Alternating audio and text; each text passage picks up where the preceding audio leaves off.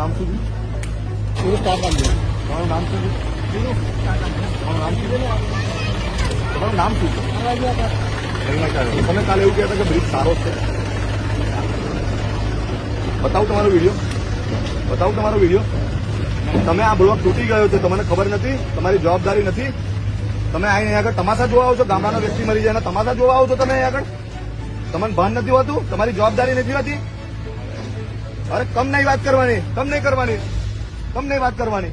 લોકોનો જીવ ગયો છે, તમારો કોઈ દીકરો મરી ગયો છે, તમને શું ખબર પડે? તમારે અહીં ઉભું જ ના રહેવાનું હોય. 2-3 વર્ષ પહેલા તમારે અહીં આગળ આવવાનું હતું. આવું ખાલી આગળ હોશિયારી મારવા નહીં આવવાનું.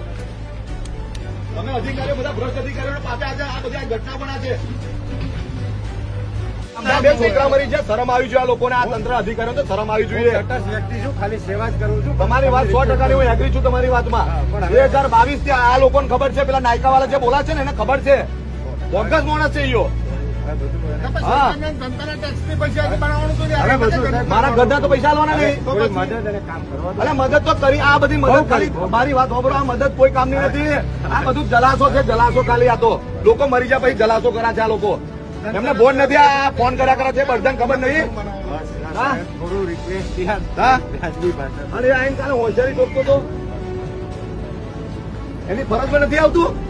આરએનબી ડિવિઝન એમ આવે છે, આટલા બધા ખાડા પડી ગયા, આજે બ્રિજ તૂટી નીચે પડી ગયો, આઈને પાછો કાલે એવું કે છે રાતે 12 વાગે આ ઘટના બની હોત, નાશોથી ટ્રકોથી આ તો હવારમાં જે ઘટના બની બરાબર, આ બધી ટ્રકો મળી ટ્રક અને કાઠિયાવાડી ટ્રકો મળી ટ્રક.